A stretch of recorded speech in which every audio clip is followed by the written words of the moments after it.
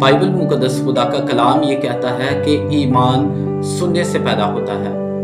हम सुनते हैं और सुनने के लिए हमारे पास दो आवाज़ें हैं। दो आवाज़ें हमें सुनाई देती हैं। एक आवाज़ जो जिंदा खुदा की है और दूसरी आवाज़ इब्लीस की है, शैतान की है, जो हमें खुदा के बरखिलाफ करता है, जो हमें गुनाह करने पर उकसाता है।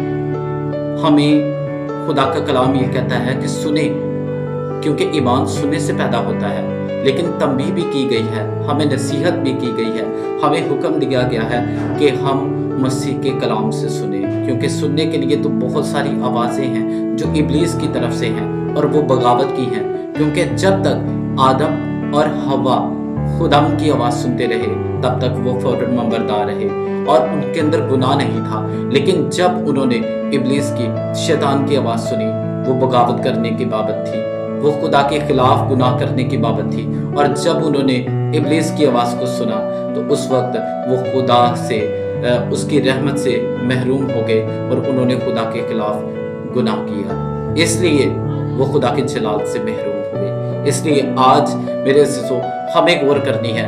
अगर आप नाकिस सुनेंगे, आपके अंदर ईमान भी नाकिस पैदा होगा। अगर आप खुदा के कलाम की सच्चाई को सुनेंगे तो आपके अंदर सच्चा ईमान पैदा होगा जो खुदा के कलाम के मुताबिक होगा। क्योंकि अगर कोई शख्स रास्तबाज गिना जा सकता है, अगर कोई शख्स सच्चा मसीही है, तो वही जो खुदा के कलाम से ना दाएं फिरता है ना बाएं, बल्कि जो खुदा का कलाम कहता है वो उसी के मुताबिक चलता है। सो खुदा आप सभी को बरकत अता फरमाए। आमीन।